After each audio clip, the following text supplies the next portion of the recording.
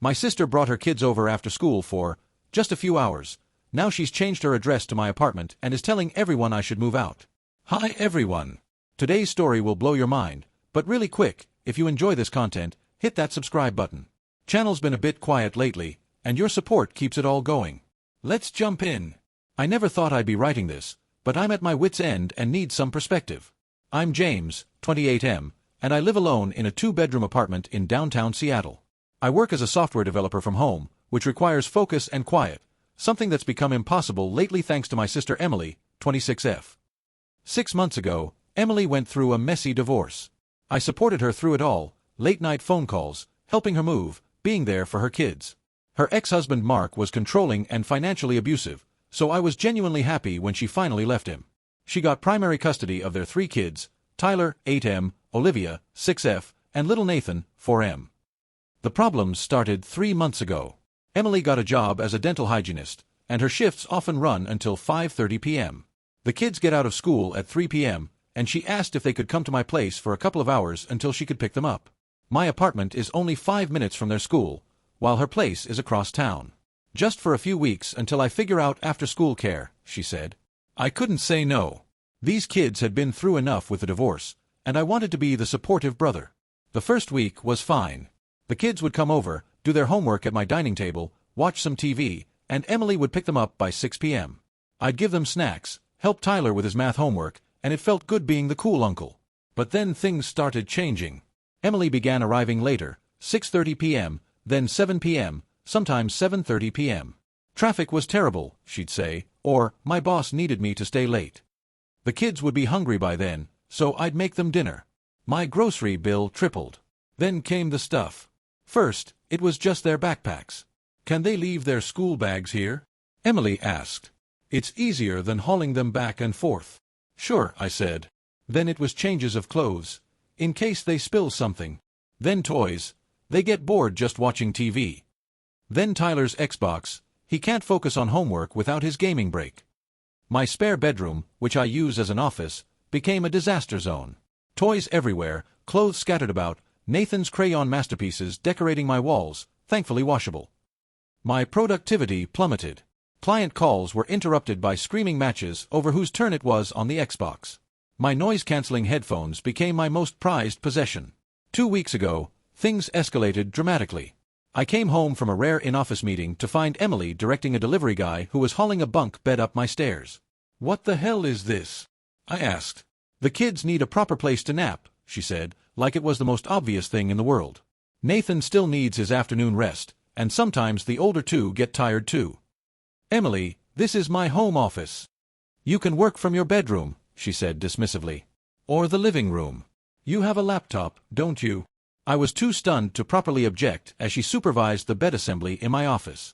My desk got shoved into a corner, my filing cabinet relocated to the hallway. She'd even bought dinosaur-themed bedding. Yesterday was the breaking point. I was on an important video call with a client when Nathan burst into my bedroom, where I'd set up a makeshift workspace, completely naked and covered in what I hoped was chocolate pudding. Uncle James. Olivia won't let me wear the princess dress. My client's expression was priceless. I apologized profusely, muted myself, and dealt with the chaos. When I finally got back to the call, I'd lost a contract worth $10,000.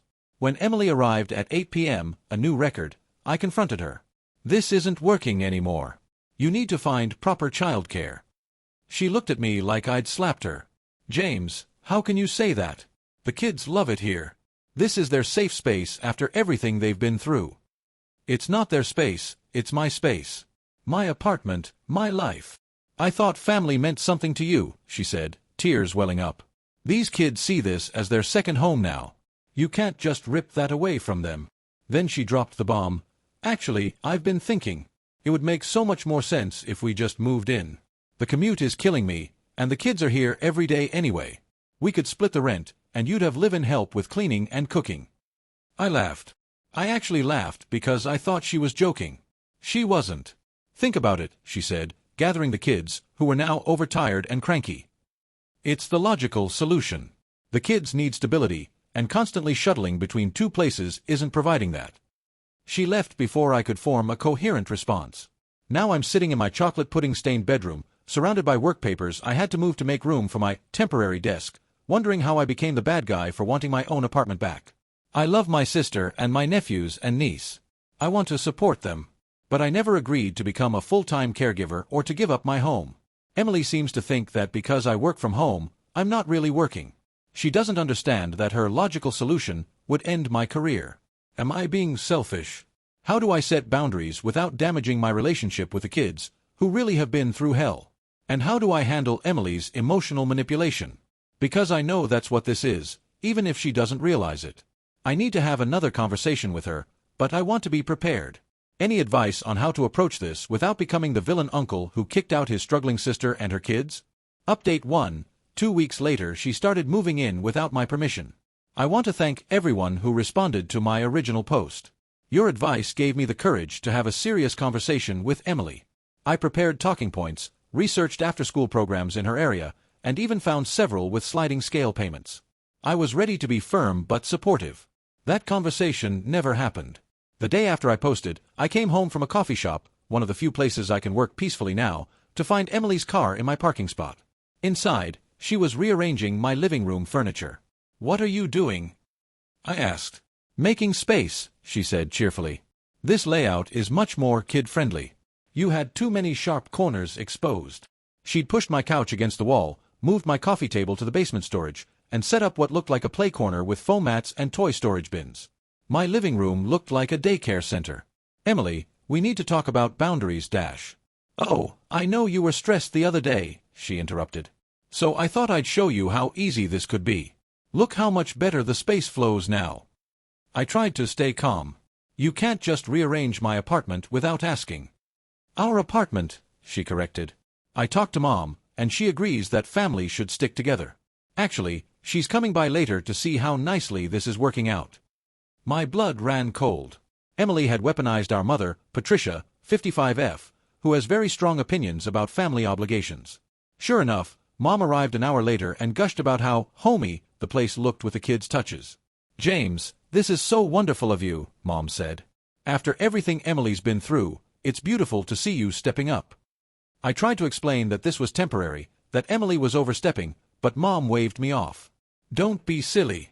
You have all this space, and you work from home anyway. It's perfect." Over the next week, the invasion accelerated. A Monday, Emily installed child safety locks on my cabinets. I couldn't access my own kitchen supplies. A Tuesday, a children's art easel appeared in my bedroom because the lighting is better for Olivia's creativity. A Wednesday, I found Tyler's school registration forms listing MY address as his primary residence. A Thursday, Emily's mail started arriving.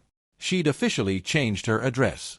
A Friday, I discovered she'd given her landlord notice on her apartment. "Why pay 2 rents?" she said when I confronted her. The kids, meanwhile, have completely taken over.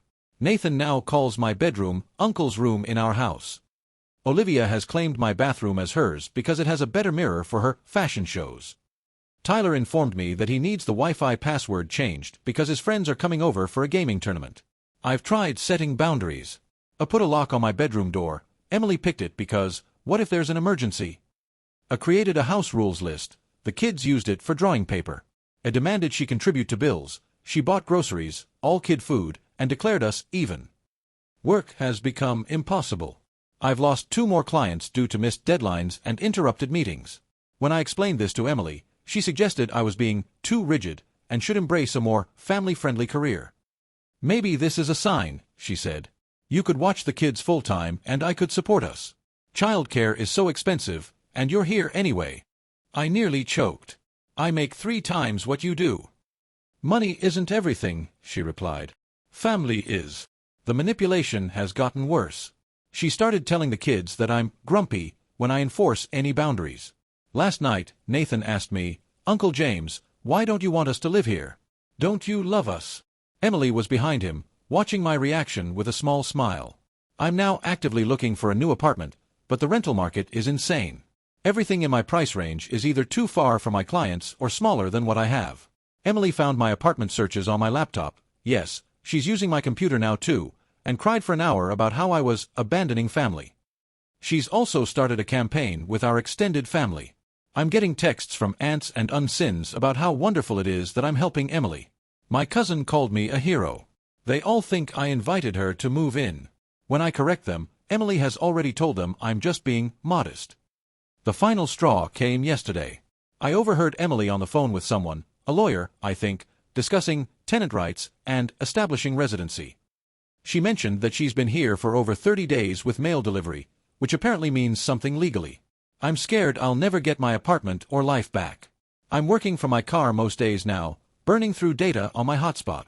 My back is killing me from the cramped setup. But when I come home to shower or sleep, I'm treated like an intruder in my own space. You're never here anyway, Emily said last night. Maybe you should just make it official and get your own place. The kids are settled now. It would be cruel to uproot them. How did I become the guest in my own home? How is this even legal?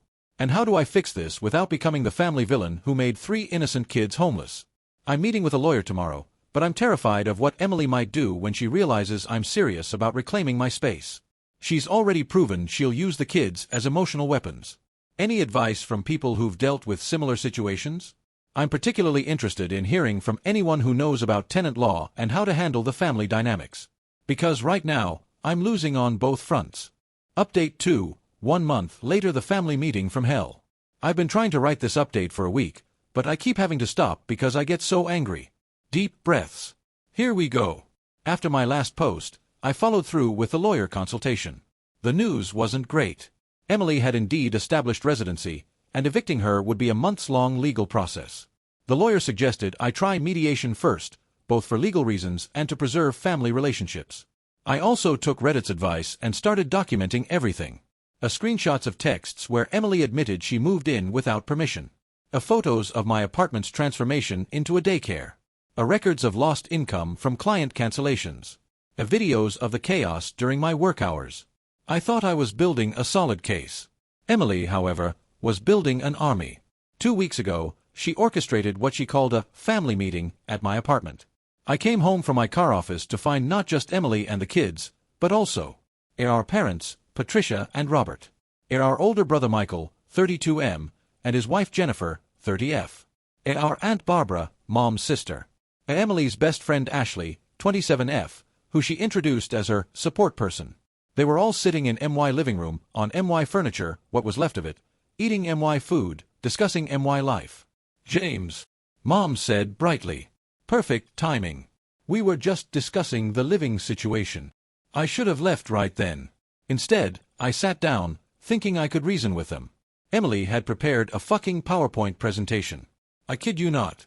Complete with photos of the kids looking happy in my apartment, statistics about single mother poverty, and quotes about the importance of family support. The highlights. Slide 3. The benefits of multi-generational living.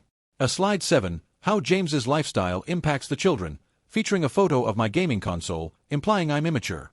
Slide 12. Proposed household budget, where I pay 70% of everything because I make more.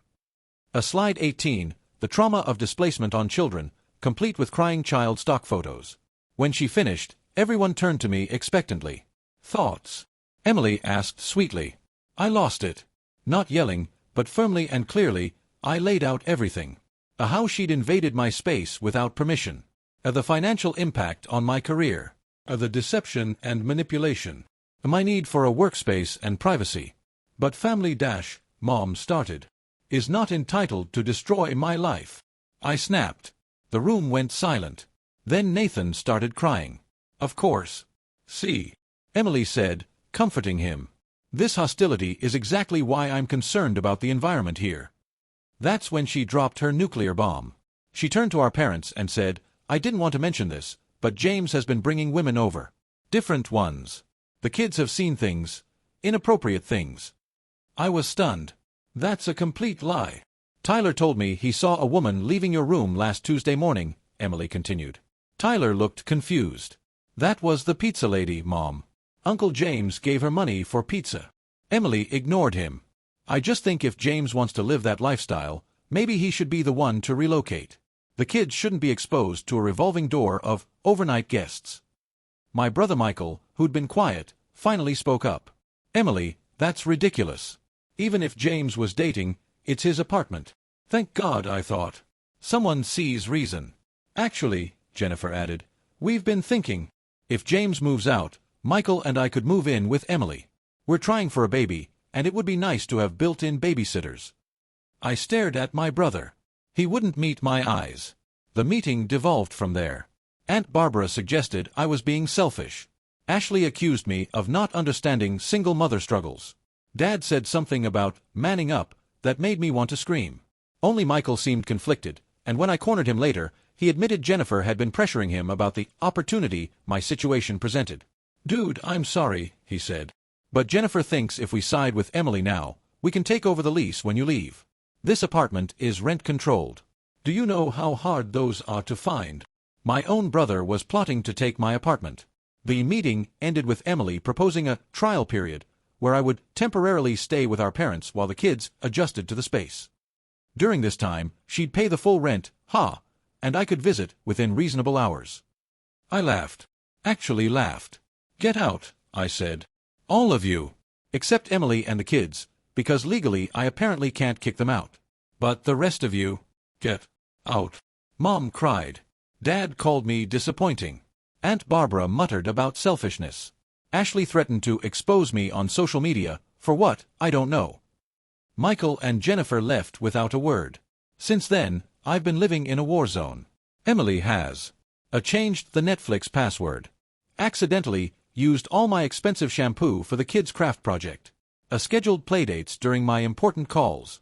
Told the kids I don't want them here, they've become cold and distant. Started referring to my bedroom as the guest room. I've started the formal eviction process, but my lawyer warns it could take 3 to 4 months. In the meantime, I'm hemorrhaging money on a co-working space, eating out, because my kitchen is always full of Emily's meal prep, and therapy, because I need it. The family pressure is relentless. I get daily texts from various relatives about how I'm breaking up the family, abandoning children in need, and failing as a brother. Emily's social media is full of posts about toxic family members, and protecting her babies from negative influences. The kids, who I genuinely love, now treat me like a stranger in my own home. Tyler won't let me help with homework anymore. Olivia hides her drawings from me. Nathan asked Emily why I'm always mad. I'm not mad at them. I'm heartbroken. But Emily has poisoned that well so thoroughly that I don't know if those relationships can recover. Tomorrow, I'm serving Emily with official eviction papers. I've already warned my parents, who responded by inviting me to dinner to talk sense into me. I declined. I've also started looking for apartments in different neighborhoods. Maybe a fresh start is what I need. The thought of leaving my rent-controlled place kills me, but staying is killing me faster. To those who asked why I don't just change the locks when she's gone, apparently, that's illegal since she's established residency. To those suggesting I make the apartment uninhabitable, also illegal and would hurt the kids. I'm trying to do this right, legally and ethically. But Emily's making sure I look like the villain either way. I'll update after she gets the papers. I'm sure that will go over well. Final update, 3 months later I won, but at what cost? It's been a while since my last update. I needed time to process everything that happened and figure out how to move forward. As I write this, I'm sitting in my apartment. Yes, my apartment, in complete silence. It's beautiful and heartbreaking at the same time. The day after I served Emily with eviction papers, all hell broke loose. She called our parents crying, saying I was making her children homeless. Within hours, I had family members I hadn't spoken to in years calling me a monster. But then something unexpected happened. My dad, Robert, came to my apartment alone. He sat on my couch, now back in its original position, and asked me to explain everything from the beginning. For the first time, someone actually listened. When I finished, including showing him my documentation, his face was grim. "She did the same thing to your Aunt Catherine," he said quietly. "Before you were born. Moved in temporarily, and Catherine had to sell the house to get her out. We thought Emily had learned better. It turns out Emily had a pattern none of us kids knew about. Dad made some calls, and slowly, the real story emerged. Our cousin Melissa had Emily stay with her for a few weeks 5 years ago. It took a lawyer and 8 months to get her out. Our family friend Carol had a similar experience. Armed with this information, I called Michael. He was shocked but admitted Jennifer had been pushing the apartment takeover idea hard. He apologized and agreed to support me. The eviction process was brutal. Emily fought every step. Month 1, she filed a counterclaim saying I was an unfit living companion for children, citing my erratic work schedule and antisocial behavior. She also claimed verbal abuse, using recordings of me firmly asking her to respect boundaries as evidence. Month 2, she organized a Save Emily's Family GoFundMe, claiming I was a wealthy tech bro evicting my struggling sister. She raised $3,000 before I got it shut down with legal threats. She'd already spent the money on a vacation, claiming the kids needed stress relief. Month 3, desperation mode. I called my biggest client claiming I was having a mental breakdown. I told the kids I was kicking them out because I didn't love them anymore. I accidentally broke my laptop during a cleaning session. I changed the lease renewal notice response to decline, caught by the landlord, thankfully.